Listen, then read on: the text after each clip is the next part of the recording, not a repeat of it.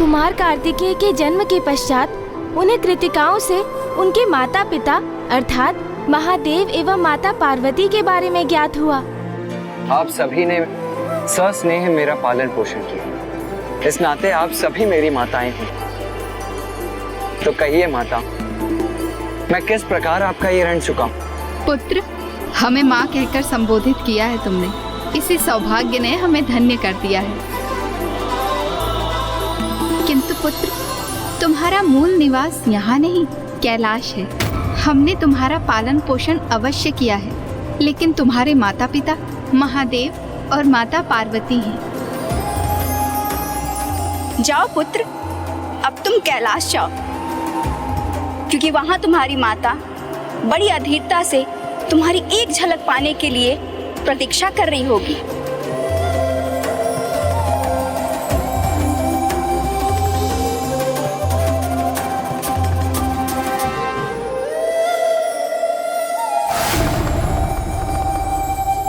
महादेव, माता पार्वती,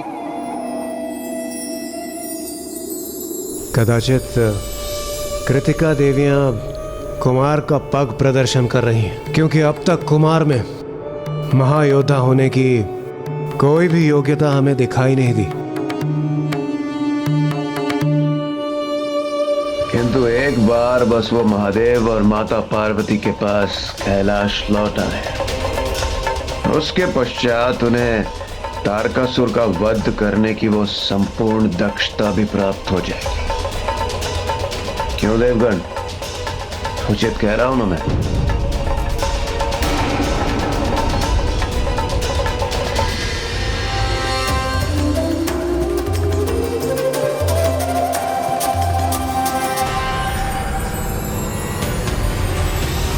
एक ओर जहां महादेव पुत्र कुमार कार्तिकेय का जन्म हो चुका था, वहीं दूसरी ओर दुष्ट तारकासुर भी युद्ध के लिए अपनी नई योजना बना चुका था। पंचा!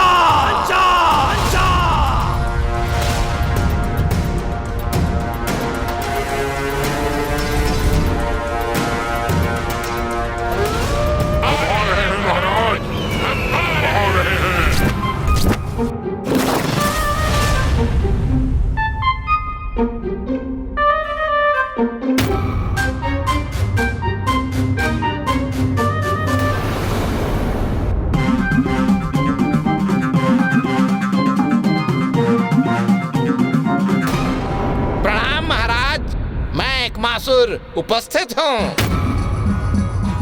ये छोटा मोटा असुर महादेव पुत्र का वध करेगा?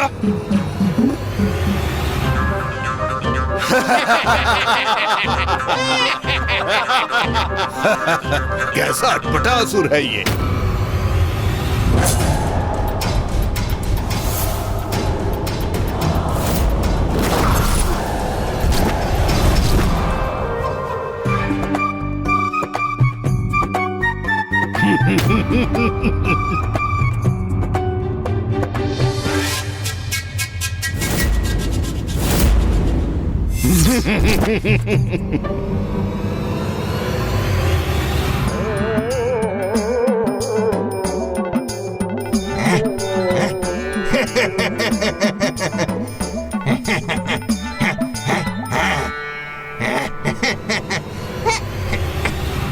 हम सब पुनः पीछे छूट गए और दुष्ट एकमासुर हम सबसे पहले पहुंच गया। अब वो सर्वप्रथम महाराज तक पहुंचने का श्रेय स्वयं ले लेगा और हम सब मुंह ताकते रह जाएंगे। पीछे हटो ना, फिर मुझे आगे जाने दो। शीघ्र पहुंचना है मुझे महाराज तक। आगे बढ़ो, अन्यथा मार्ग से हटाओ। मैं जाऊंगा, मैं जाऊंगा, मैं आगे जाऊंगा, मैं जाऊंगा।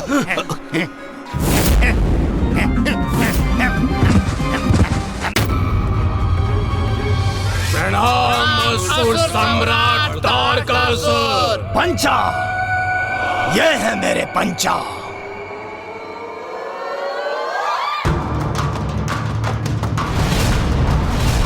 मृत्युदाता पंचा विदूषक बनकर किसी का भी विश्वास अर्जित कर लेते हैं। तो अपनी माया से उसे अंतहीन मृत्यु भी प्रदान कर सकते हैं। अट्टासुर, जो कार्य तुम नहीं संपन्न कर सके वो मेरे ये पंचा करेंगे। ये वध करेंगे उस महादेव पुत्र का, उस महादेव पुत्र का।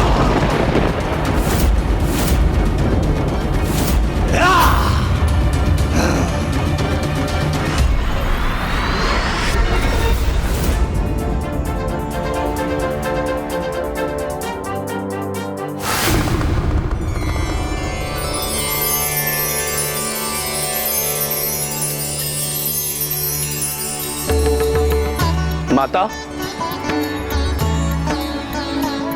माता एक बार आप बाहर आके देख लीजिए, हमने जो सजावट की है वो उचित तो है? जी नंदी जी। आइए।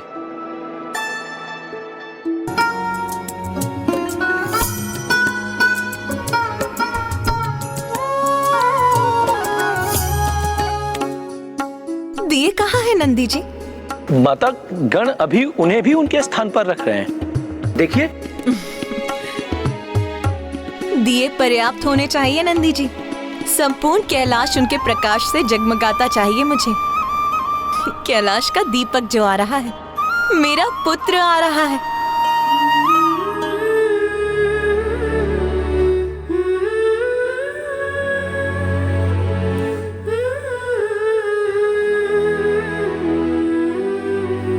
मेरा पुत्र कुशल तो है, उसे मार्ग मिल जाना चाहिए, कोई अवरोध नहीं आना चाहिए उसके मार्ग में। माता, क्या हुआ माता? मां बन चुकी हूं मैं, तो मेरा चिंतित होना तो स्वाभाविक ही है। मैं तो बस अपने हृदय को यही विश्वास दिला रही हूं कि सब कुछ कुशल तो है ना। मेरे पुत्र के साथ कुछ अप्रिय तो घटित नहीं होने जा रहा ना। अब खड़े क्यों हो? जाओ, महादेव पुत्र का अंत करके लौटो। चिंता के कारण अवश्य महाराज की बुद्धि भ्रमित हो गई है। ये असुर जो अपने शरीर के अंग नहीं संभाल सकते, वो महादेव पुत्र का वध भला क्या करेंगे?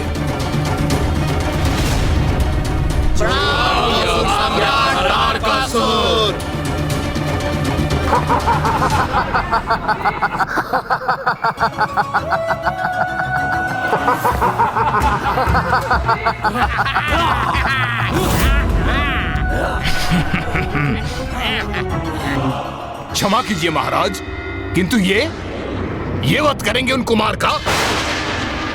तनिक देखिए महाराज, ये सारे के सारे हंसी के पात्र हैं महाराज।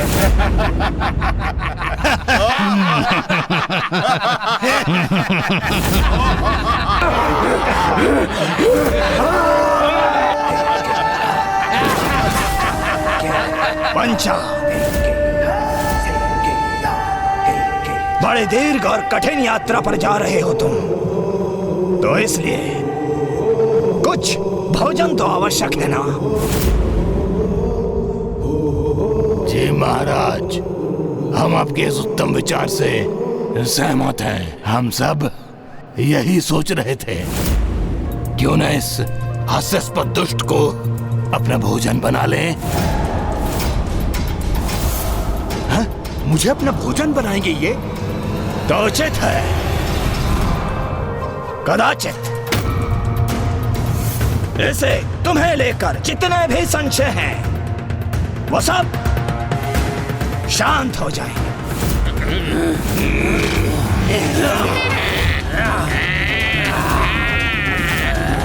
क्षमा महाराज, मैं तो केवल इसलिए हंस रहा था कि ये सारे के सारे कितने हास्यास्पद लग रहे हैं महाराज।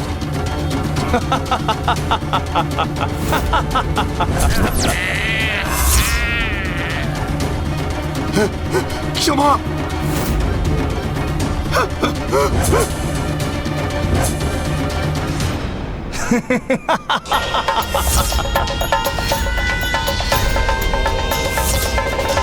अरे, इन्होंने तो घेर लिया मुझे।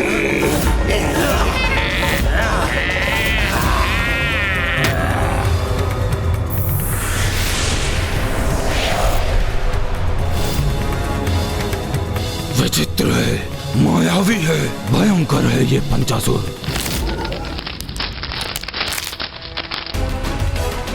महाराज मुझे मुक्त करा दीजिए।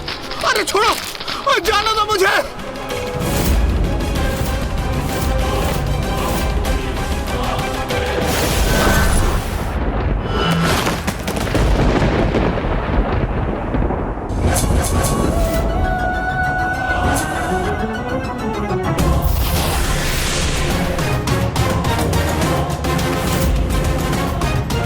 इनकी माया और दुष्टता धूर्त भी है और मायावी भी।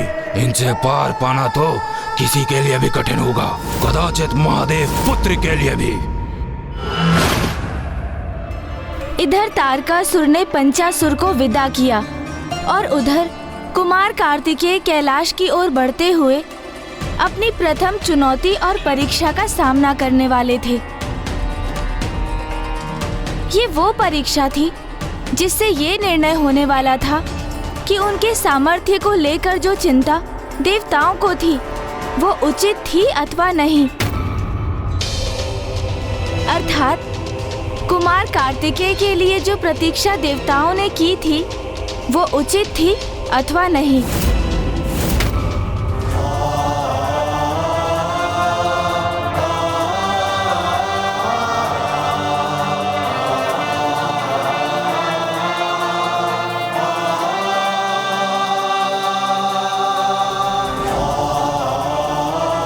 वो रहा कैलाश, अर्थात मेरे माता पिता, जगत पिता महादेव और जगत माता माता पार्वती का निवास स्थान।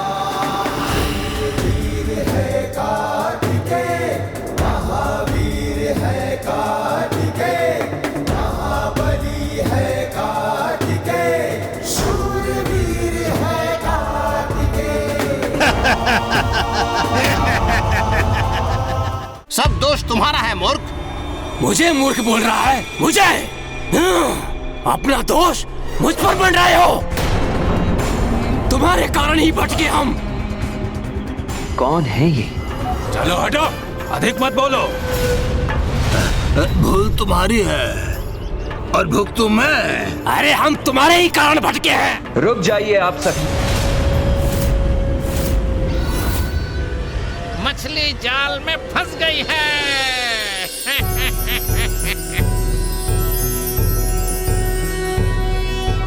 योगीश्वरो महासेनः कार्तिकेयो अग्निनंदनः स्कंदः कुमारः सेनानिः स्वामी शंकर संभव। अच्छा, ये है महादेव के पुत्र कुमार। कितने तेजस्वी हैं ये कुमार। इस बालक कुमार को तो अपने जाल में फंसाकर इसका अंत करना तो बहुत सरल कार्य है मेरे लिए।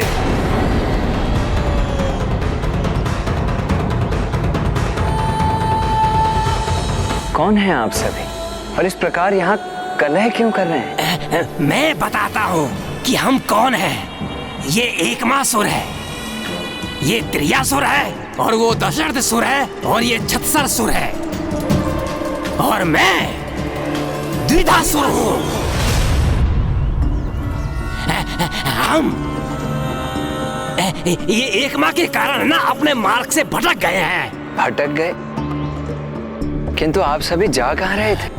कैलाश और कहाँ। हम महान महादेव के दर्शन के इच्छुक हैं।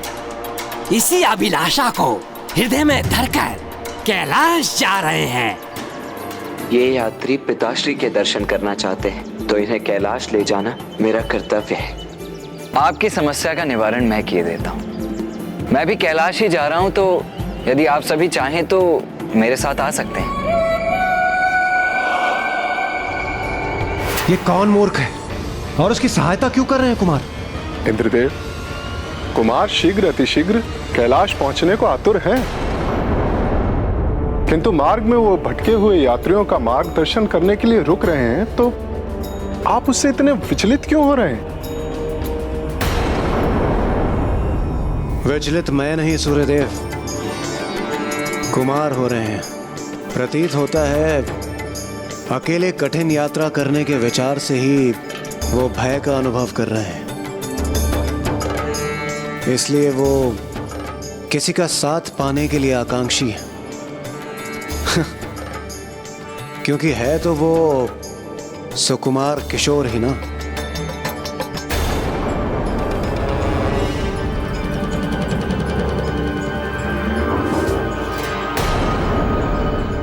अरे वाह, नेकी और वो भी पूछ पूछ। हमारी समस्या का हल तो हो गया। हमारा गंतव्य स्वयं हमारे सामने उपस्थित है।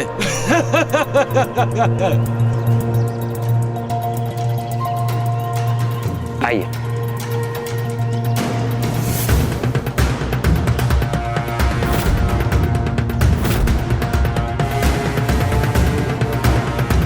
वैसे क्या आप भी महादेव के दर्शन करने जा रहे हैं? दुविधासुर, ये तो मात्र एक सरल बालक ही है। इसको अपनी ही बातों में उलझा के रखना और अपना कार्य सरल हो जाएगा। आपने अपना परिचय नहीं दिया। मेरा परिचय वो तो मुझे महादेव और माता पार्वती ही देंगे। अच्छा, आप इतना ही बता दीजिए, आपका नाम क्या है? मुझे मेरा नाम भी महादेव और माता पार्वती से ही प्राप्त होगा। दिवंगत नहीं, स्वर्गवासी नहीं, हम वीरों द्वारा मारा गया। अब तो उन्हें ऐसा ही कोई नाम रखना पड़ेगा।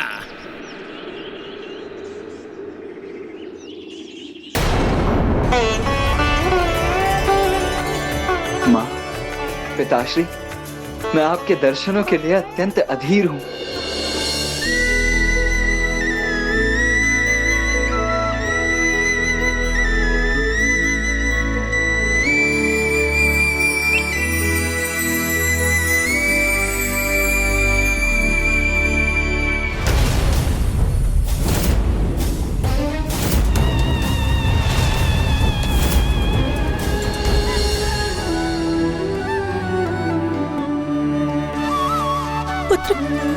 पुत्र कहाँ हो तुम? मेरे नेत्र कब से तुम्हें देखने के लिए अधीर हो रहे हैं। शीघ्र आ जाओ पुत्र, मुझे तुम्हारी बहुत चिंता हो रही है।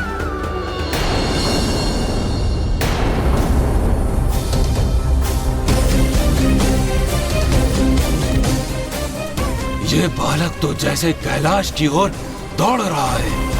हम जिस कार्य के लिए आए हैं वो करने का कदाचित यही उपयुक्त समय है।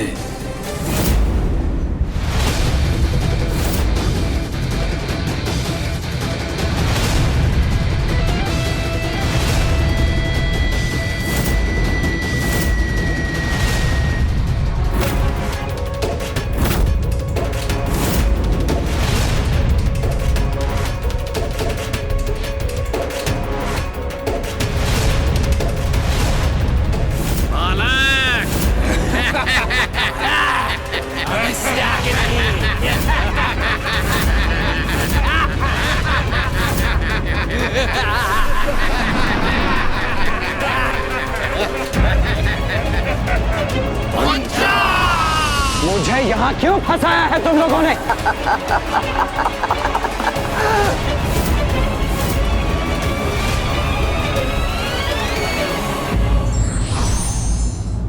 किसी की योग्यता पूर्ण रूप से जाने बिना किसी भी निर्णय पर पहुंचना उचित नहीं होता। परिस्थिति कुछ ऐसी बनी कि तारकासुर द्वारा भेजे गए उनके पंचासुरों ने महादेव पुत्र कुमार को चारों ओर से घेर लिया।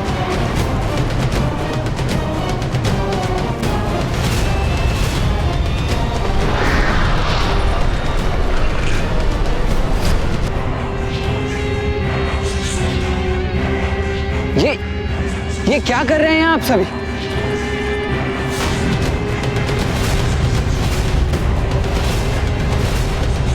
ये क्या? इन असुरों ने तो कुमार को बंदी बना लिया।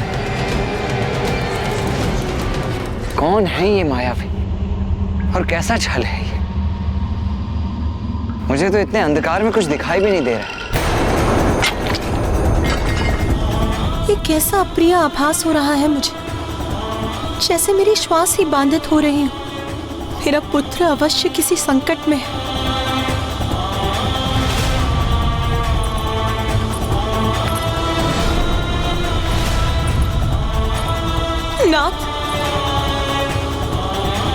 हमारा पुत्र संकट में।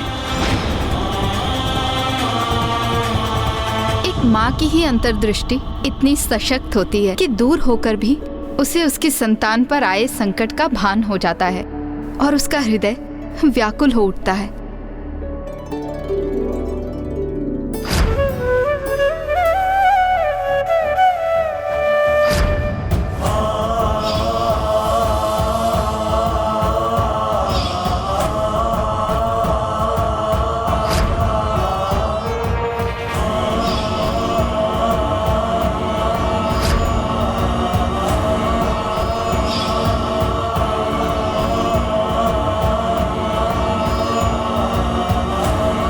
ब्राह्मण देवता, आपके नेत्र नम क्यों हो गए?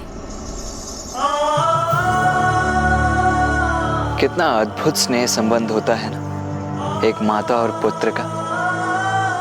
माता पार्वती की तो उनके पुत्र से भेंट तक नहीं हुई थी, किंतु जैसे ही कुमार पर संकट छाया, माता को उसका आभास हो गया। हाँ, संतान के प्रति माता का अनुपम प्रेम तो संपूर्ण प्रकृति में सबसे अनूठा है। उन पंचा असुरों ने कुमार कार्तिकेय को वहीं रखा जहां वो चाहते थे, अपने बंधन में। किंतु माता पार्वती और महादेव भी इस घटना से अनभिज्ञ नहीं थे। तब तो अवश्य महादेव का क्रोध जागृत हुआ होगा। वो चाहते तो अपनी क्रोधाग्नि से क्षण भर में पंचासुरों को भस्म कर देते, है ना ब्राह्मण देवता? तो फिर क्या किया महादेव ने? कुछ उन्होंने कुछ नहीं किया। तो फिर महादेव पुत्र ने अपनी रक्षा कैसे की ब्राह्मण देवता?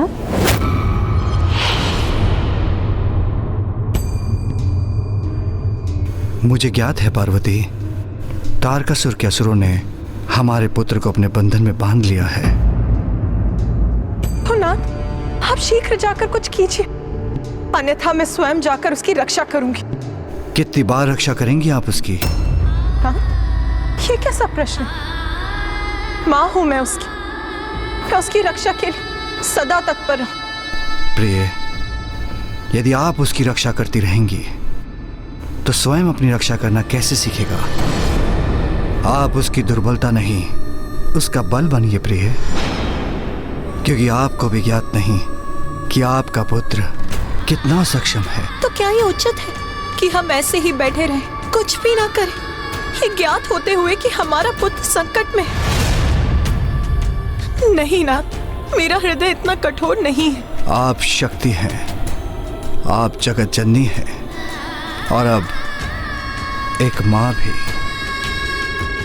जैसे आपको ज्ञात नहीं कि आपका पुत्र कितना शक्तिशाली है, वैसे ही आपको ये ज्ञात नहीं कि एक माँ का हृदय कितना कठोर हो सकता है।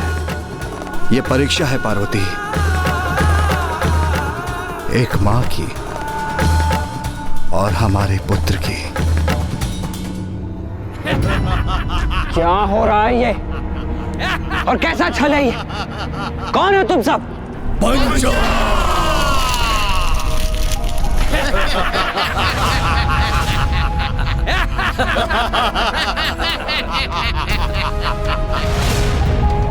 मुझे यहाँ क्यों फंसाया है तुम लोगों ने?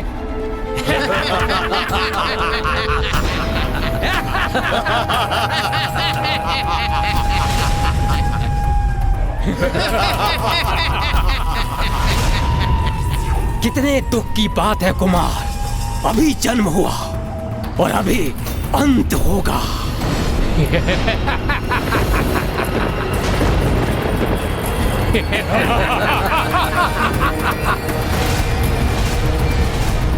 मुझसे क्या शत्रुता है तुम्हारी?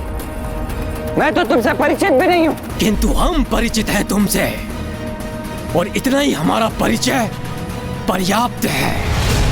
हम काल हैं तुम्हारे, हमारी गुफा को भेद कर बाहर निकलना असंभव है। क्योंकि असुर गुरु शुक्राचार्य से वरदान प्राप्त है हमें। पंचासुर हैं हम पांचों की इस गुफा में बंदी, कोई भी यहाँ से मुक्त नहीं हो सकता।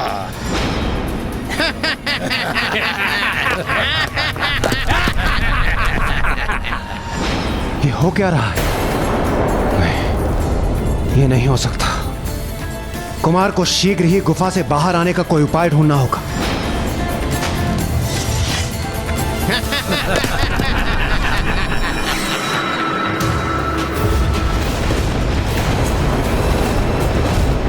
शांत हो जाइए पार्वती, शांत हो जाइए। अपनी अधीरता का परित्याग कर अपने भीतर विश्वास जागृत कीजिए। हमारा पुत्र स्वयं उस मायावी गुफा से बाहर आकर अपनी अपार सामर्थ्य का प्रमाण देगा।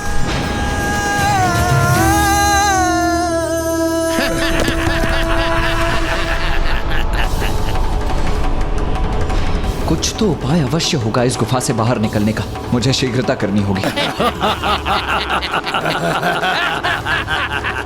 उचित है, तुम्हारा नेत्र बंद करना ही उचित है, क्योंकि अत्यंत भयंकर होती है मृत्यु।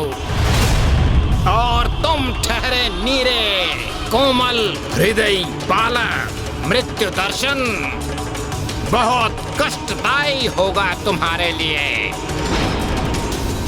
तुम्हारा अंत निश्चित है कुमार, क्योंकि हम पंचासुरों को मिला वरदान निरर्थक नहीं हो सकता। और हम पंचासुर जब तक एक दूसरे से विलग नहीं होते तब तक ये गुफा ऐसे ही स्थिर रहेगी, स्थिर रहेगी। जब तक एक दूसरे से विलग नहीं होते तब तक ये गुफा ऐसे ही स्थिर रहेगी। क्या क्या कहा तुमने? 5 असुर?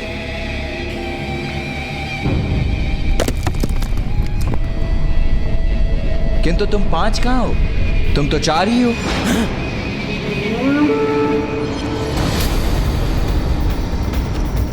मूर्ख कुमार, हम 5 ही हैं। नहीं नहीं, असत्य कह रहे हो तुम। मिथ्या है तुम्हारे वचन। तुम तो 4 ही हो। हम मिथ्या कह रहे हैं? क्यों कहेंगे हम मिथ्या? असत्य तो तुम कह रहे हो, और सत्य ये है कि हम 4 नहीं 5 हैं। 5। मिथ्या वचन कहने वाले असुरों का तनिक भी विश्वास नहीं है मुझे ज्ञात है। मैंने गिना था तुम्हें। तुम 4 ही हो, अन्यथा प्रमाणित करो अपनी संख्या। मूर्ख बालक, हमें मिथ्यावादी बुला रहे हो तुम? चलो तो हम अभी प्रमाणित करते हैं कि हम 4 नहीं 5 हैं। उसके उपरांत ही तुम्हारा वध करेंगे हम।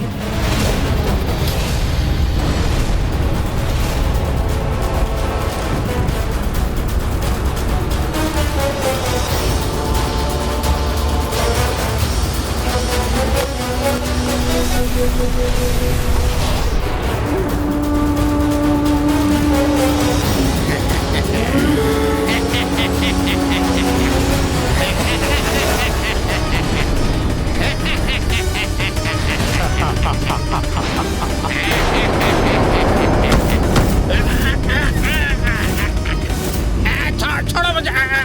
क्या कर रहे हो तुम? छोड़ो मुझे।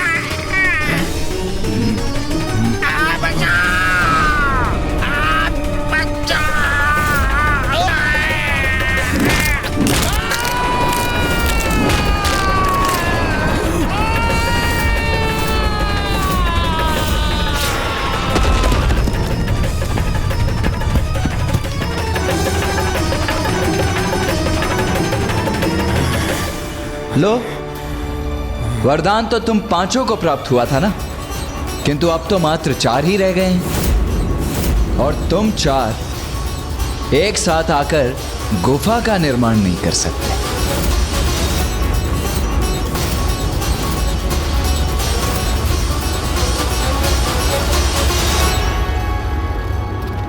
आपने देखा इंद्रदेव, कुमार ने कितनी कुशलता से इस असुर का संहार किया। अब तो आपको विश्वास हो गया ना कि इसी प्रकार वो तारकासुर का भी सर्वनाश करेंगे। अभी तो केवल एक ही तुच्छ असुर का अंत किया है कुमार ने। अभी भी 4 असुर शेष हैं, जो कि मुझे बहुत ही क्रोधित प्रतीत हो रहे हैं, जो अपने मृत मित्र का प्रतिशोध लेने के लिए तत्पर हैं, जबकि कुमार के पास न कोई शस्त्र और ना ही हमारी भांति कोई अनुभव।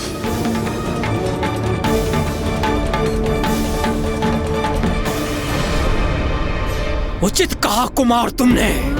हम 4 गुफा का निर्माण नहीं कर सकते, किंतु हम भी दिखाएंगे कि हम 4 क्या कर सकते हैं।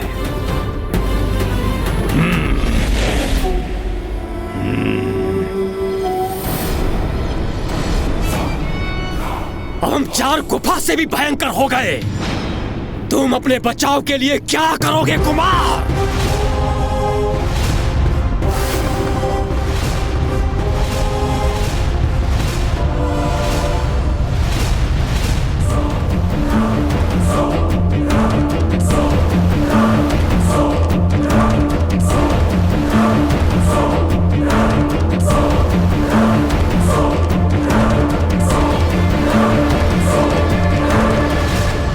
स्वामी, कोई आयुध नहीं है मेरे पुत्र के पास, और उन असुरों के 8 हाथों में 8 घातक आयुध।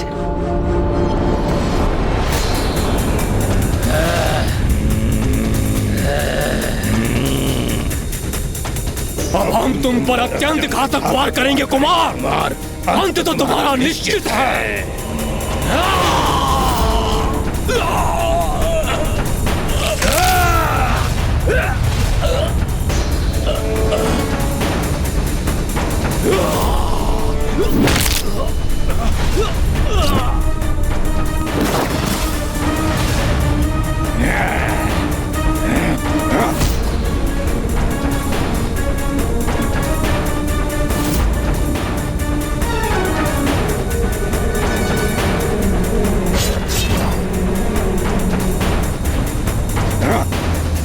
कब तक बचोगे हमारे प्रहार से?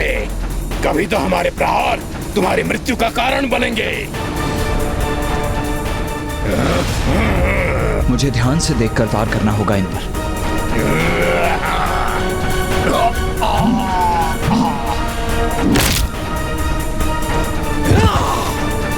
बहुत हुआ कुमार, अब तुम्हारी मृत्यु से हम इस क्रीड़ा का अंत करेंगे।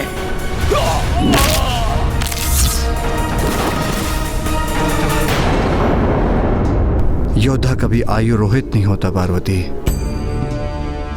क्योंकि उसकी बुद्धि ही उसका सबसे बड़ा हथियार है।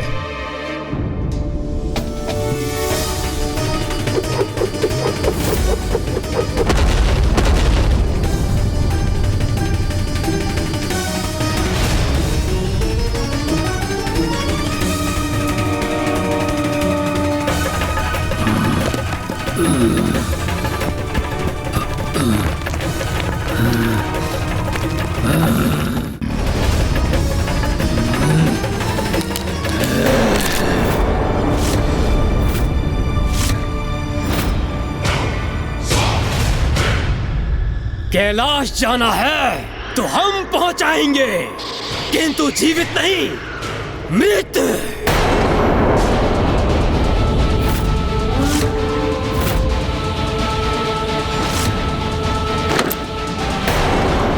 बस अब मैं कुमार को अकेले इन दुष्टों से युद्ध करते हुए नहीं देख सकता। मैं चाह रहा हूं उनकी रक्षा करें। रुकिए सूर्यदेव, रुकिए सूर्यदेव, आप कहीं नहीं जा रहे। प्रणाम नारायण। महानायक है महादेव पुत्र, और एक महानायक को जन्म के पश्चात ही स्वयं को सिद्ध करना होता है। ये कुमार की परीक्षा है। अपनी योग्यता सिद्ध करने की आवश्यकता उन्हें है जिन्हें कुमार की क्षमता पर विश्वास नहीं।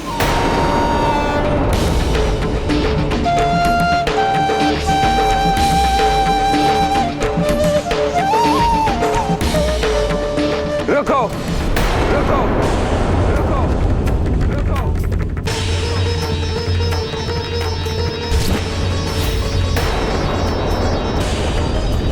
एक साथ मुझे जकड़ने का प्रयास कितना कठिन हो रहा है तुम लोगों के लिए। तुम सभी एक बार निर्धारित क्यों नहीं कर लेते कि तुम में से कौन मुझे अपनी भुजाओं में जकड़कर मेरा वध करेगा? अर्थात? अरे इतना अनिश्चय जो है तुम्हारे मध्य में, कौन मुझे पकड़ेगा, कौन मेरा वध करेगा, ये निश्चित ही नहीं है। यदि तुम मुझे पकड़ने में सफल हो भी जाते हो तो तुम में से कौन मेरा वध करेगा, ये ज्ञात भी है तुम्हें, क्योंकि मुझे अपना आहार तो तुम में से कोई एक ही बना सकता है ना, और वो अधिकार तो उसी का होता है जो सबसे अग्रणी हो और समूह का नायक हो। तो सर्वप्रथम ये निर्धारित कर लो कि तुम में से यहां नेतृत्व कौन कर रहा है।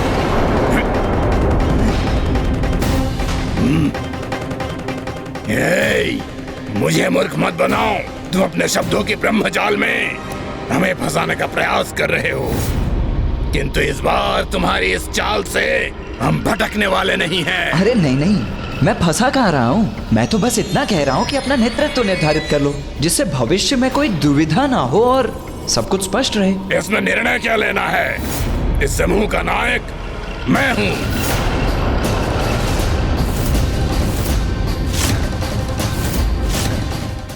मैं नायक हूँ। मैं हूँ नायक। मैं हूँ नायक। नहीं, मैं हूँ नायक।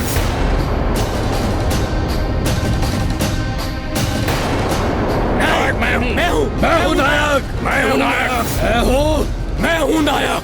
मैं हूँ नायक। अच्छा ठीक है, शांति शांति शांति शांति। पूर्ण अनिश्चय की स्थिति है तुम्हारे मध्य में। अरे सर्वप्रथम ये निश्चित तो कर लो कि कौन है नायक और कौन मेरा वध करेगा।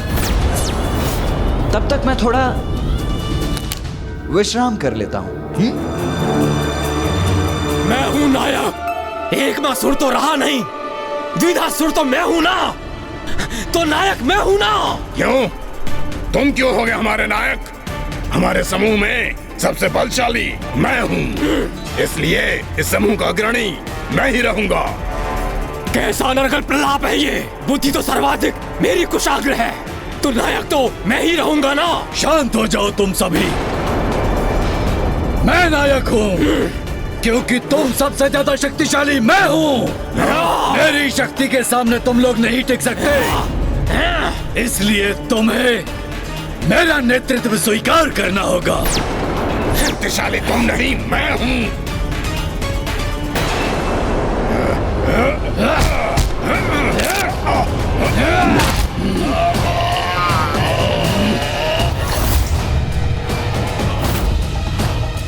अभी देखता हूँ कैसे हो तुम।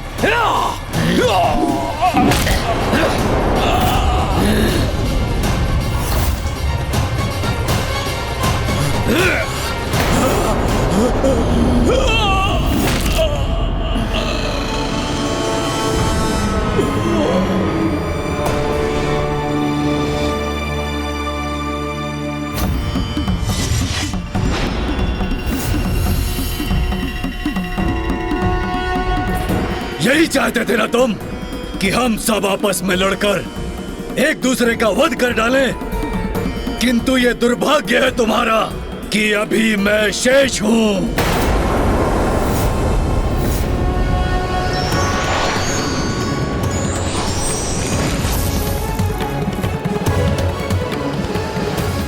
मूर्ख बालक, मैं अकेला ही तुम्हें कुचलकर तुम्हारा वध करूंगा।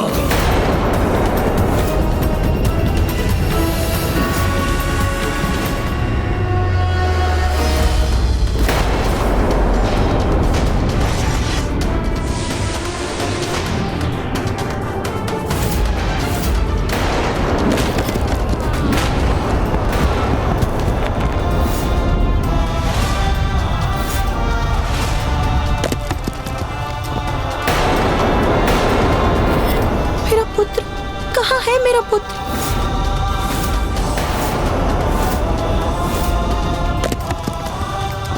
कहीं ससुर के वध करने के प्रयास में मेरे पुत्र पर ही कोई संकट तो नहीं आ गया? कहाँ गया वो?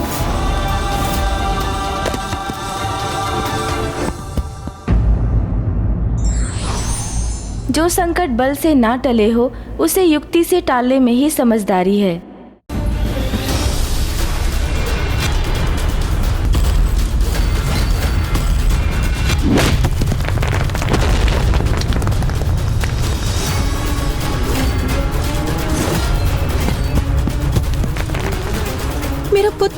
कहाँ है मेरा पुत्र?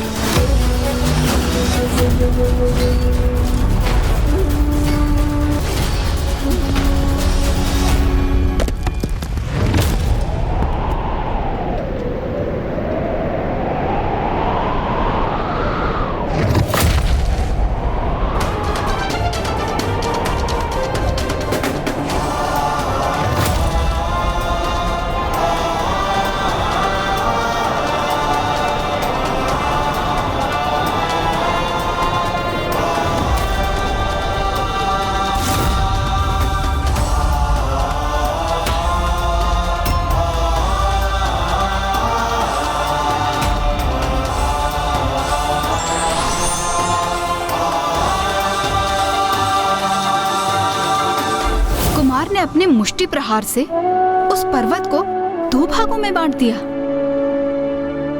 और फिर उन दोनों भागों को एक मुर्ग और एक मयूर में परिवर्तित कर दिया।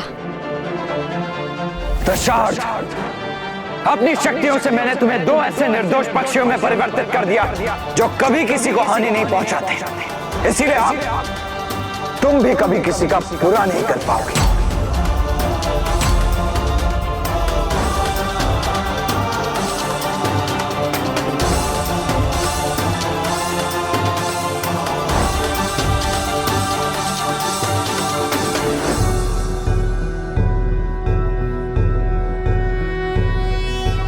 योगीश्वरो महासेनः कार्तिकेयो अग्निनन्दनः स्कन्दः कुमारः सेनानिः स्वामी शंकर संभव।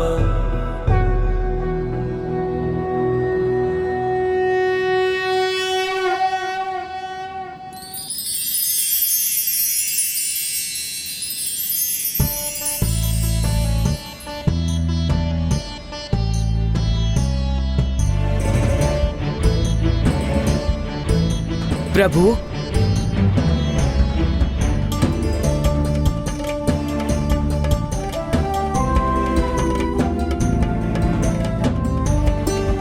प्रभु, हम दोनों एक शाप के कारण असुर बन गए थे, किंतु अब आपने दशरथ का वध कर हमें उस शाप से मुक्त कर दिया है।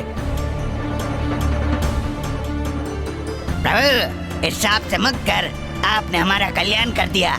अब आप हमें अपनी शरण में लेने का वरदान दीजिए।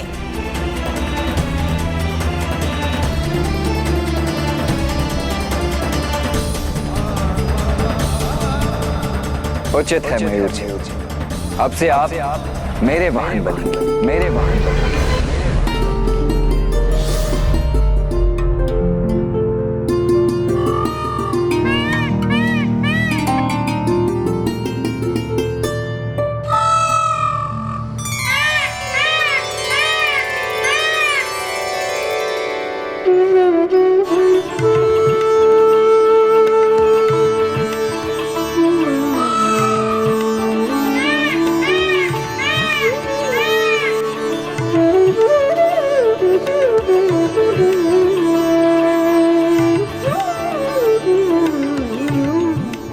धन्यवाद प्रभु, आपने अपना वाहन नियुक्त कर मुझे कृतार्थ कर दिया।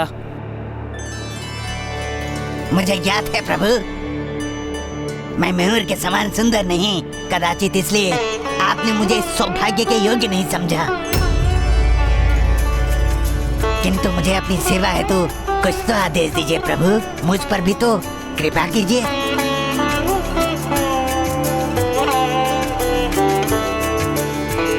आज तुम्हारी छवि मेरे पताके पर सदैव अंकित रही, जिससे सदैव तुम्हारा जुड़ाव मुझसे बना रहे।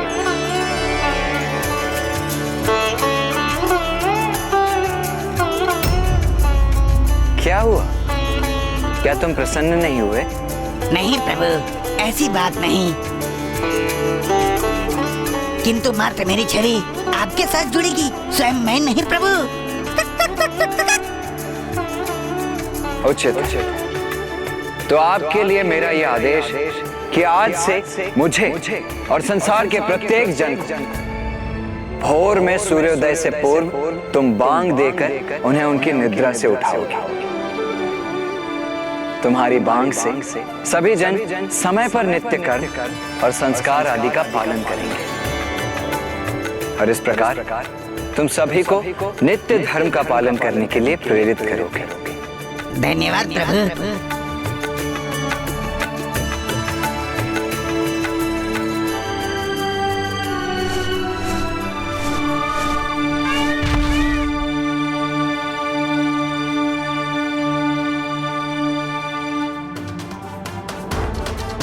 चलिए मयूर जी, मुझे माँ से भेंट करनी है। पिताश्री के दर्शन कर उनके चरण स्पर्श करने हैं।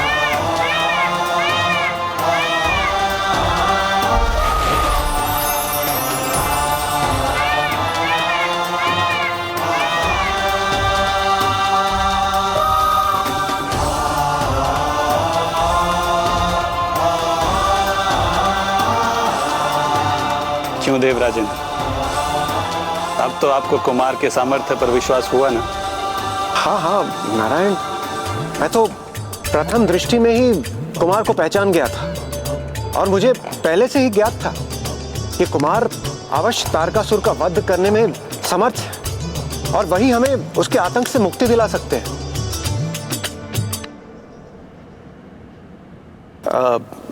मेरे विचार से हम सभी को कैलाश जाना चाहिए और कुमार का अभिवादन करना चाहिए। कुमार ने उन दोनों पक्षियों मयूर और मुर्ग को आसुरी प्रभाव से मुक्त कर उन्हें सकारात्मक दायित्व सौंप दिया। हाँ माता, और अब कुमार महादेव और माता पार्वती के दर्शन प्राप्त करने कैलाश पहुंच गए। अन्य सभी देवता भी उन युवा महायोद्धा से भेंट करने के लिए आतुर थे जो उन्हें तारकासुर के आतंक से मुक्ति दिलाने वाले थे। इसलिए वो भी कैलाश पर उपस्थित हुए।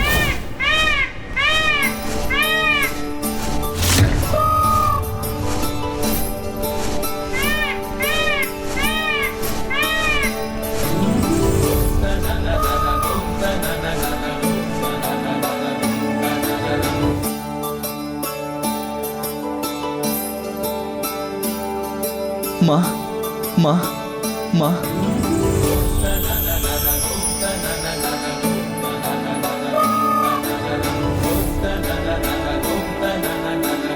मेरा पुत्र।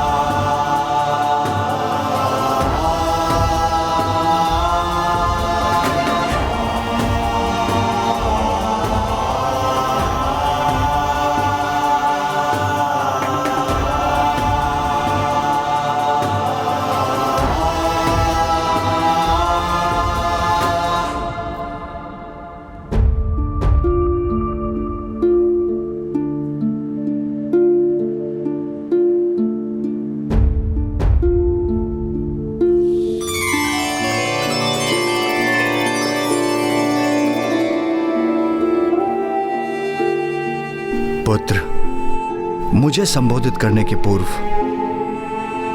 तुम्हें प्रथम शब्द उनके लिए कहने होंगे जो दीर्घ समय से तुम्हारे आगमन की आस लगाए हुए हैं।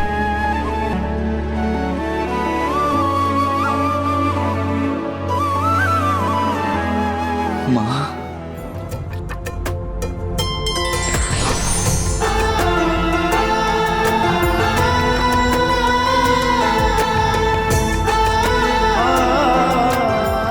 माँ,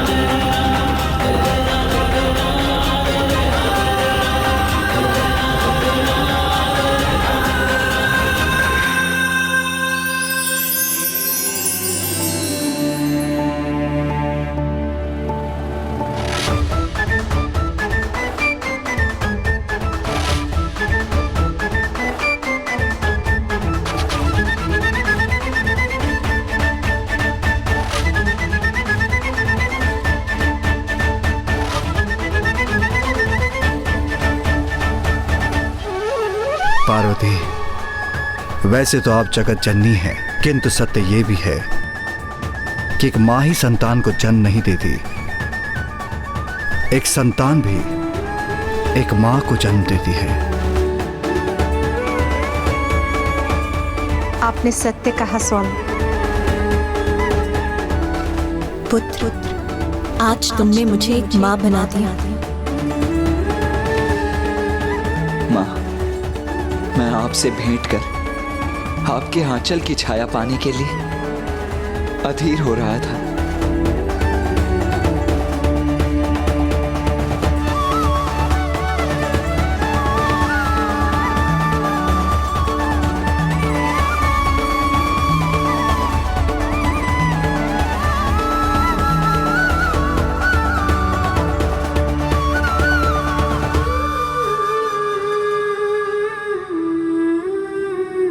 पुत्र, तुमने जन्म लेते 6 कृतिकाओं से पोषण प्राप्त किया।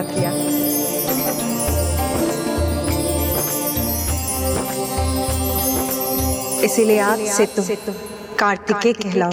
कार्तिकेय कहलाओ। कार्तिकेय कहलाओ।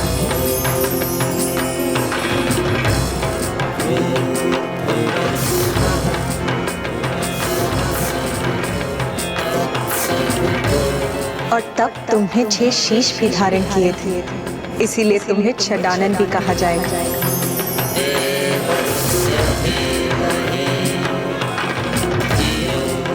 और अनुकूल समय आने पर अपने विराट स्वरूप में तुम 6 हाथ भी प्रकट करोगे।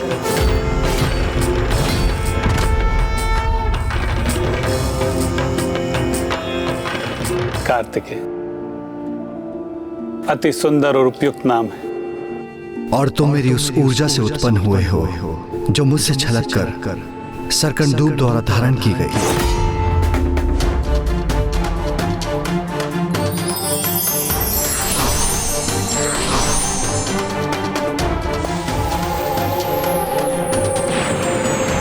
इस कारण तुम्हारा नाम स्कंद भी होगा, स्कंद भी होगा, स्कंद भी होगा।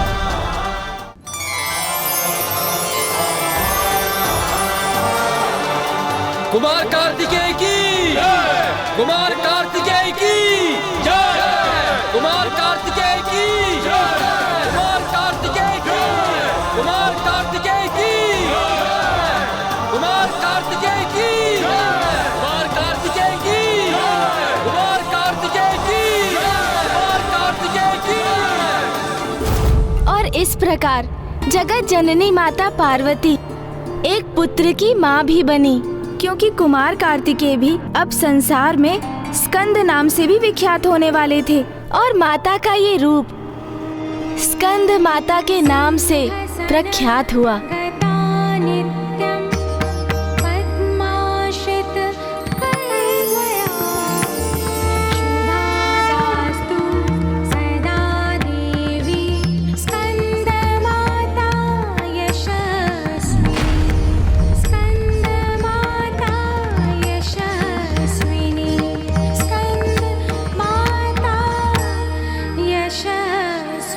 देवता कुमार कार्तिकेय को देखकर अत्यंत प्रसन्न थे। वो उन्हें देव सेनापति के पद पर स्थापित करने के लिए अत्यंत अधीर थे, जिससे कुमार अविलंब जाकर तारकासुर से युद्ध कर सके। इतनी शीघ्र? किंतु अभी तो कुमार अपने माता पिता के पास कैलाश पहुँचे ही थे। माता पार्वती तो देवताओं के इस प्रस्ताव से अवश्य अत्यंत अप्रसन्न हुई होंगी। आपने सर्वथा उचित कहा माता सरला। माता पार्वती अप्रसन्न अवश्य थी, किंतु किसी अन्य कारण से। कुमार कार्तिकेय, कितने वर्षों से हम सभी ने आपके जन्म की प्रतीक्षा की है। मेरे विचार से अब और विलंब उचित नहीं। देव सेनापति पद आपकी प्रतीक्षा कर रहा है, उसे स्वीकार कीजिए। महादेव, यदि आपकी आज्ञा हो तो हम आज ही कुमार कार्तिकेय को देव सेनापति के पद का दायित्व सौंपना चाहते हैं। कदापि नहीं। मैं इसकी अनुमति नहीं दूंगी।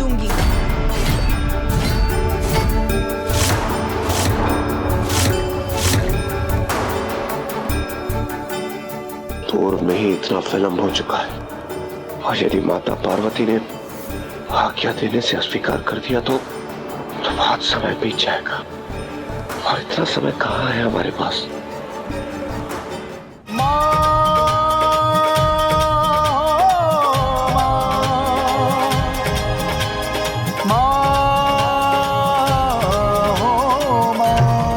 पार्वती, ये क्या कह रही हैं आप?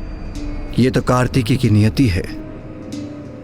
आप उसकी नियति में बाधा क्यों उत्पन्न कर रही हैं? आप सभी तो बस तारकासुर का वध चाहते हैं, वो भी मेरे पुत्र के द्वारा। किंतु क्या आप सभी को ये दिखाई नहीं देता कि मेरा पुत्र अभी पूर्ण रूप से परिपक्व नहीं है? इंद्रदेव, शेष और कुशल महायोद्धा भी पूर्ण तैयारी और अभ्यास के बाद ही युद्ध के लिए प्रस्थान करते हैं, और आप बिना किसी तैयारी के मेरे पुत्र को उस क्रूर, निर्दयी और भयंकर असुर के समक्ष प्रस्तुत करना चाहते हैं। और तो और अभी मेरे पुत्र के पास कोई अस्त्र शस्त्र भी नहीं है। किंतु माता, हम सभी कुमार कार्तिकेय के युद्ध कौशल और उनकी बुद्धि के सामर्थ्य के साक्षी रह चुके हैं। उन्होंने पंच असुरों से युद्ध कर उन्हें परास्त किया है।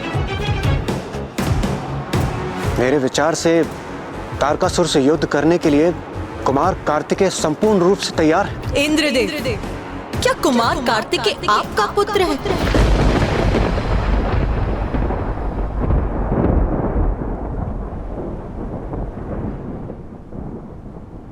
नहीं माता। उचित कहा आपने। कुमार कार्तिकेय आपका नहीं, मेरा पुत्र है। इसीलिए उसकी मां होने के नाते इसका निर्णय मैं लूंगी कि युद्ध के लिए वो तैयार है अथवा नहीं। और मेरा निर्णय ये है, मेरा पुत्र तारकासुर का वध करने के लिए अभी देव सेनापति का पद नहीं संभालेगा।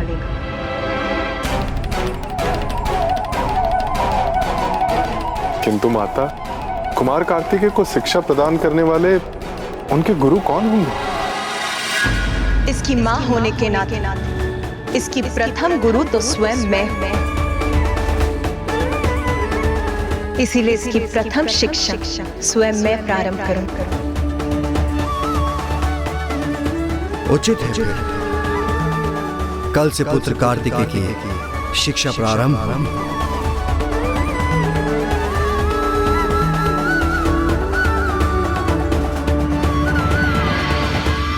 पुत्र, तुम स्नान आदि से निवृत्त हो, अपना तन और मन शुद्ध कर चुके हो, इसलिए अब तुम्हें पंचाग्नि तप आरंभ करना चाहिए।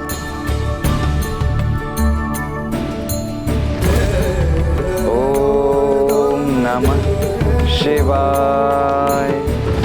ओम नमः।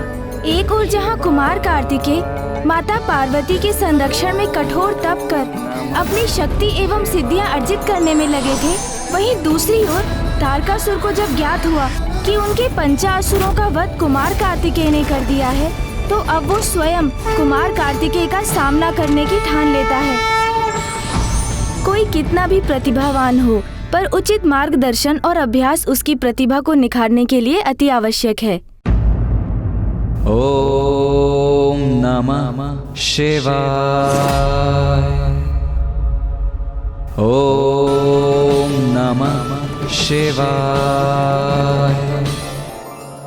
माता के निर्देशानुसार कुमार कार्तिकेय ने संपूर्ण निष्ठा से वहां स्थित लौ पर अपना ध्यान केंद्रित कर पंचाग्नि तप और पंचाक्षर मंत्र ओम नमः शिवाय का उच्चारण करना आरंभ कर दिया।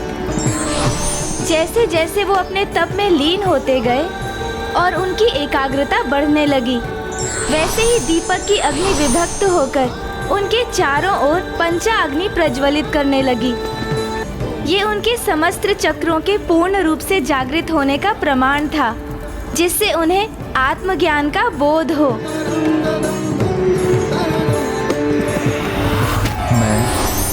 मैं परम ब्रह्म हूँ, परम ब्रह्म।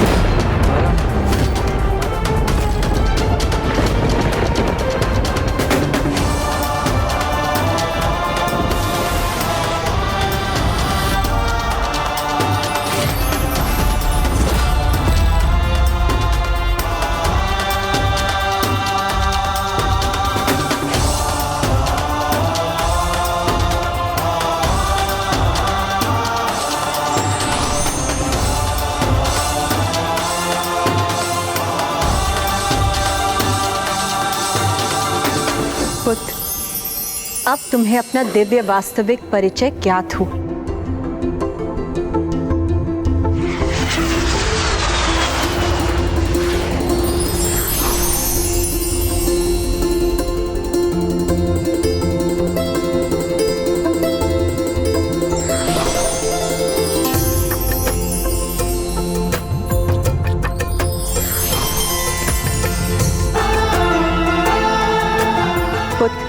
तुमने पंचाग्नि तप को सफलता से संपन्न किया और तुम्हारे समस्त चक्रों के जागृत होने से तुम मेरे एवं अन्य सभी की शक्तियां स्वीकार करने में समर्थ हो। अब मैं तुम्हें अपनी शक्ति के साथ उसके प्रयोग की विधि का ज्ञान भी प्रदान करती हूँ। धन्यवाद माता। कुमार कार्तिकेय, मैं आपको अपना वज्र प्रदान करता हूं।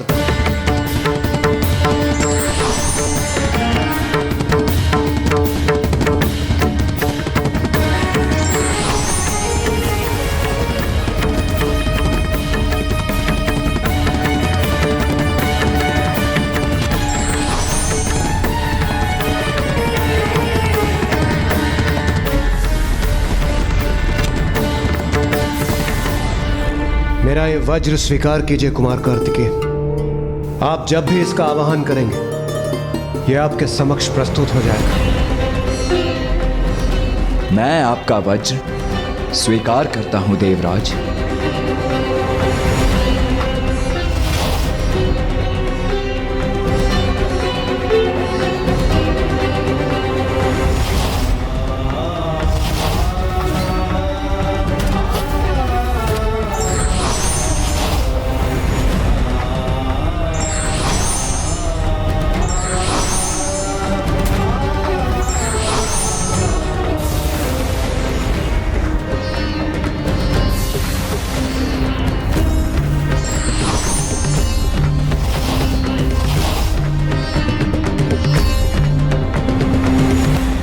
कुमार कार्तिकेय को अपनी अपार शक्ति का आभास हो ही गया। माता पार्वती ने उन्हें अपनी शक्ति और ज्ञान दोनों प्रदान किए और हम देवताओं ने भी उन्हें अपने आयुध दिए।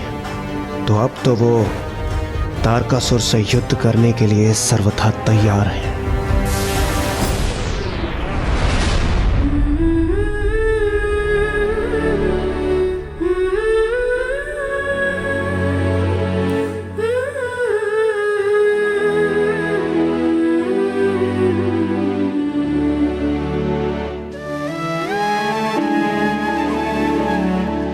पुत्र कार्तिकेय, धन्यवाद माता।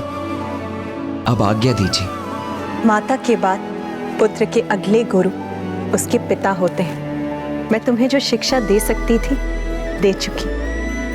अब तुम्हें अपने पिताश्री से शिक्षा प्राप्त करनी चाहिए।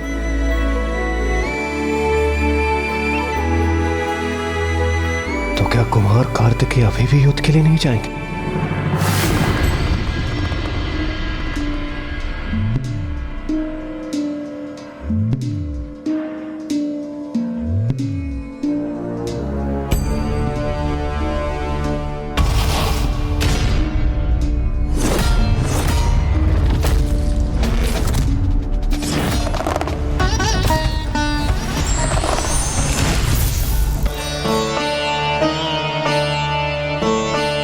पिताश्री, मैंने अभी आपके शीश पर कांटों का मुकुट क्यों देखा पिताश्री? पुत्र, तुम्हारी मां से शिक्षा प्राप्त कर समग्र रूप से संपन्न हो चुके हो, इसलिए मात्र मैं एक ही मूल शिक्षा तुम्हें प्रदान कर सकता हूं। तुमने जितनी भी शक्ति प्राप्त की है उसका उपयोग संसार की भलाई के लिए, धर्म की रक्षा के लिए और उत्थान के लिए ही करना उचित होगा। शीघ्र तुम एक सेनापति का दायित्व संभालोगे जो तुम्हारे लिए कांटों के मुकुट के समान होगा, क्योंकि यह दायित्व सरल नहीं होगा। उसे तुम्हें बहुत धैर्य और लगन से संभालना होगा। ब्राह्मण देवता, अब तो कुमार कार्तिकेय ने शक्तियां, आयुध और ज्ञान सभी प्राप्त कर लिए थे, तो अब तो उनकी शिक्षा पूर्ण हो गई थी ना? माता पिता से ज्ञान और शक्ति दोनों अवश्य प्राप्त हुई थी उन्हें, किंतु जब तक वास्तविक गुरु का मार्गदर्शन ना प्राप्त हो तब तक ज्ञान कहाँ फलित होता है। तो अब कुमार की शिक्षा की पूर्णता के लिए उनके पिताश्री महादेव ने उन्हें अगस्त्य ऋषि के पास भेजा।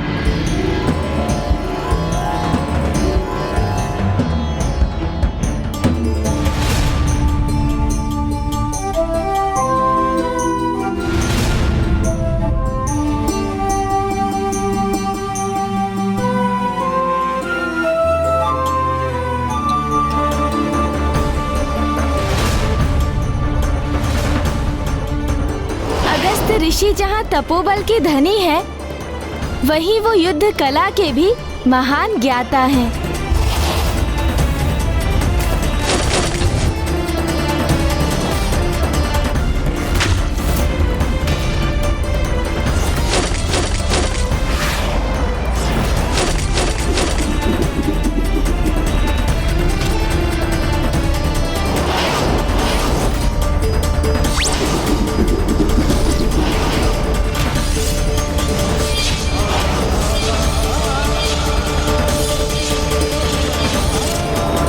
कार्तिकेय, मैंने आपको अपने शिष्य के रूप में स्वीकार कर आपको संपूर्ण युद्ध कौशल की विद्या प्रदान की है। अब आप पूर्ण रूप से प्रशिक्षित हो चुके हैं, अतः आप यहां से प्रस्थान करने के लिए मुक्त हैं। इस प्रकार माता पार्वती, पिता महादेव एवं गुरुवर ऋषि अगस्त्य से ज्ञान प्राप्त कर कुमार कार्तिकेय अब देव सेनापति पद को संभालने के लिए पूर्णतया तत्पर थे। महादेव पुत्र पार्वती नंदन कुमार कार्तिकेय के देव सेनापति पद पर स्थापित होने हेतु उनके अभिषेक का शुभारंभ हो।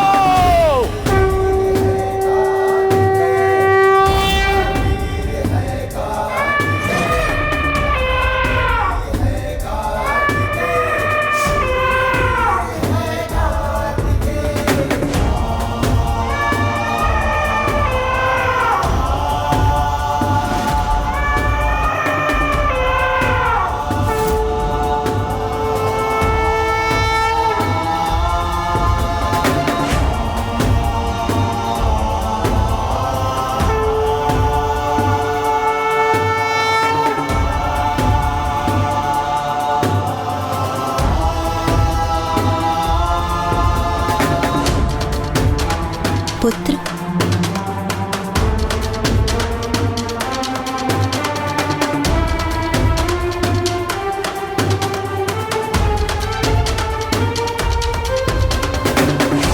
देव सेनापति कुमार कार्तिकेय की, देव सेनापति कुमार कार्तिकेय की, देव सेनापति कुमार कार्तिकेय की, देव सेनापति कुमार कार्तिकेय की, देव सेनापति कुमार कार्तिकेय की। सप्त सिंधुओं और समस्त नदियों के पावन जल से हम कुमार कार्तिकेय का अभिषेक आरंभ करते हैं।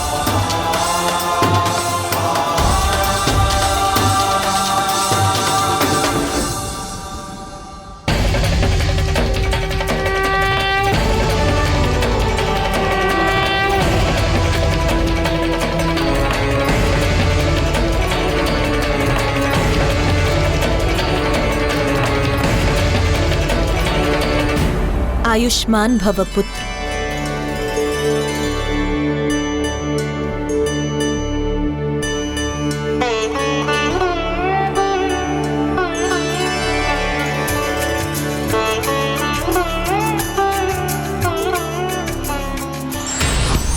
पुत्र, ये मेरे द्वारा प्रदान किया दिव्यास्त्र है, जो तुम्हारे आह्वान करते ही तुम्हारे समक्ष प्रस्तुत हो जाएगा।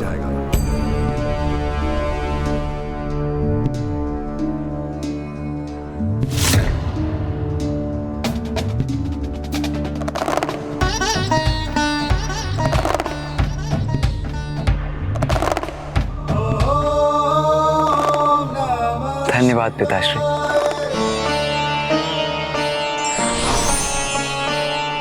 पुत्र, जिसमें मेरी समस्त शक्ति समाहित है, मेरी शक्ति का प्रतीक मेरा दंड सदा तुम्हारे साथ रहेगा, और इस प्रकार मैं भी सदा तुम्हारे साथ बनी रहूंगी।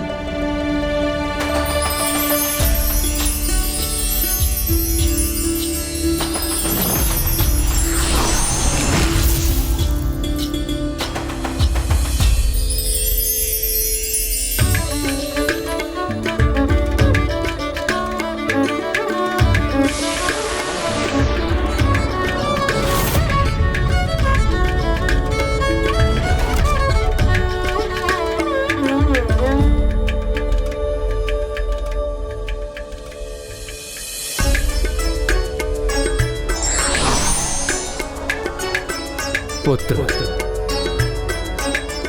मैं योद्धा तो नहीं, इसलिए तुम्हें कोई आयुध तो प्रदान नहीं कर सकता, किंतु तुम्हारे लिए एक संपूर्ण सेना अवश्य प्रदान कर सकता हूं।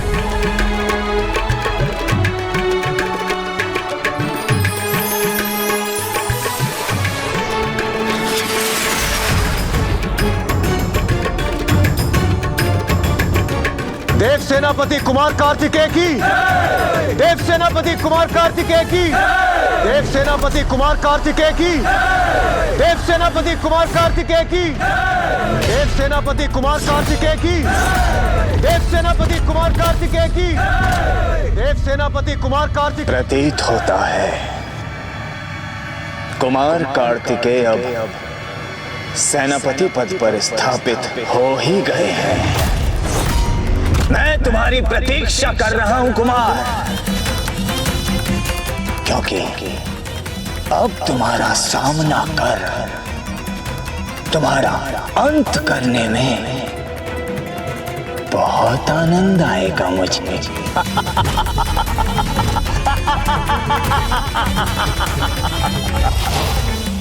और इस प्रकार महादेव पुत्र पार्वती नंदन कुमार कार्तिकेय देव सेनापति पद पर स्थापित हुए। उनके लिए तो तारकासुर का वध करना बालकों की क्रीड़ा के समान सरल रहा होगा ना?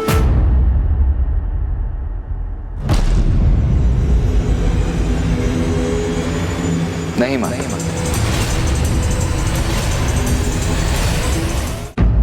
तारकासुर अत्यंत शक्तिशाली त्रिलोक विजेता था। उस असुर का अंत करना इतना सरल नहीं था।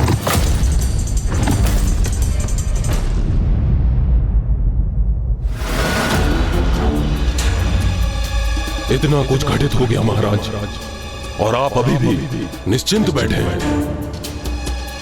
ये मेरी समझ के बाहर है महाराज। क्या घटित हो गया जिसकी चिंता करनी चाहिए मुझे? यही महाराज, देव सेनापति पद पर स्थापित हुए हैं महादेव और देवी पार्वती के पुत्र, जिनके गर्जन मात्र से कंपित हो उठा था पूरा शोणितपुर। और आपका आत्मसम्मान जो पंचासुरों का अंत कर खंडित किया उन्होंने, उसका क्या?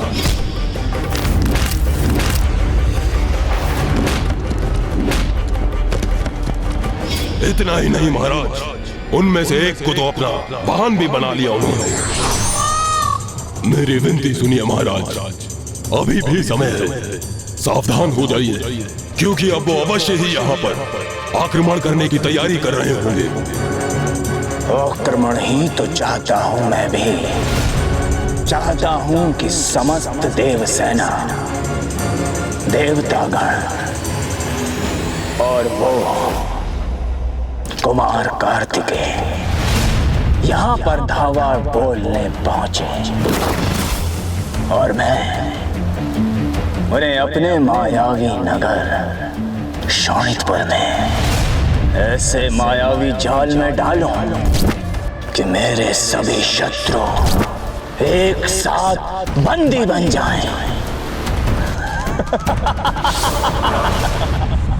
एक और जहां तारकासुर युद्ध का आरंभ चाहता था, जिससे देव सेनापति कुमार कार्तिकेय एवं समस्त देवता उसकी नगरी शोणितपुर में आने के लिए विवश हो जाएं, किंतु वहीं दूसरी ओर देव सभा गहन विचार में लीन थी। गहन विचार? युद्ध के लिए अपनी रणनीति तैयार करने हेतु?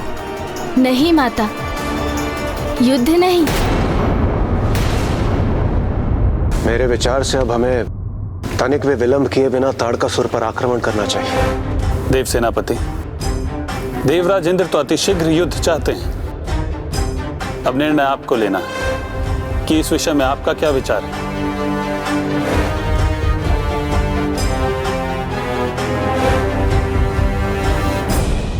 मैं देवराज इंद्र से असहमत हूं।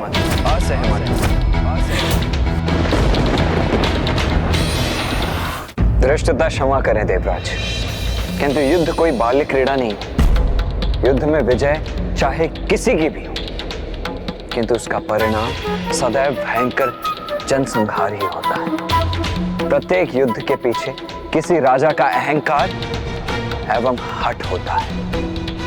एक के हठ के कारण अनेकों सैनिकों का विनाश सर्वथा अनुचित है। इसीलिए जब न्याय और धर्म की सत्ता स्थापित करने का कोई और मार्ग शेष न रहे, तभी एक अंतिम उपाय के रूप में युद्ध किया जाना चाहिए। मेरे विचार से हमें युद्ध के पूर्व एक दूत के माध्यम से तारकासुर को शांति का प्रस्ताव भेजना चाहिए। हमें एक ऐसा दूत भेजना होगा जो शांत और सौम्य व्यक्तित्व का स्वामी है, जिसे देखकर तारकासुर आशंकित न हो उठे। इसके लिए तो सर्वथा उपयुक्त होंगे गंधर्व राजकुमार हंसराज। प्रणाम त्रिदेव।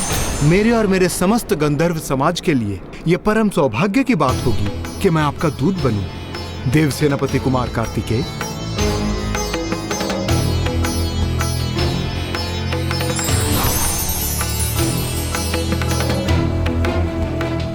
असुर राज तारकासुर, हम समस्त देवता आपसे विनम्र निवेदन करते हैं कि आप त्रिलोक को अपने शासन से मुक्त करें।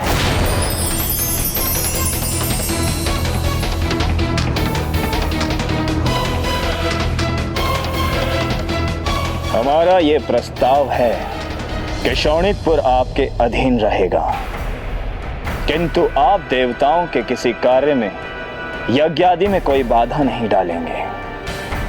स्वर्ग पर पुनः देवराज इंद्र का स्वतंत्र अधिकार स्थापित होगा। वह आपके अधीन नहीं रहेंगे। स्वर्ग आपके सेना नायकों से रिक्त होगा। समस्त देवताओं को पुनः अपने लोकों का स्वामित्व प्राप्त होगा। यदि आप ये स्वीकार करेंगे तो आपको अभयदान देंगे देव सेनापति कुमार कार्तिकेय, अथवा फिर युद्ध ही अंतिम समाधान होगा। असुरराज तारकासुर, मैं आपकी ओर से देव सेनापति कुमार कार्तिकेय के लिए क्या सूचना लेके जाऊं?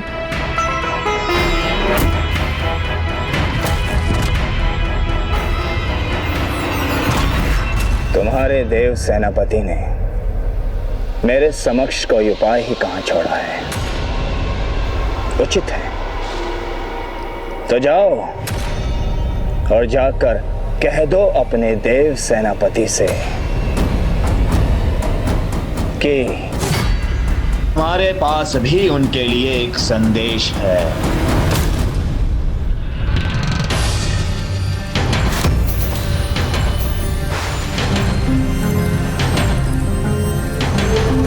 ये गंधर्व कुमार हंसराज अभी तक तारकासुर का संवाद लेकर लौटे क्यों नहीं? कदाचित कहीं कुछ अनुचित घटित न हुआ हो।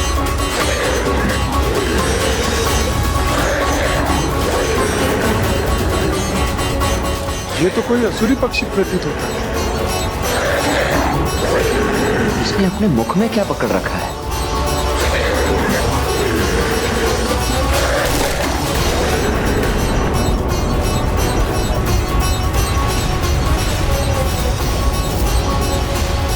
इस असुर पक्षी द्वारा गिराई गई पोटली में भला क्या हो सकता है?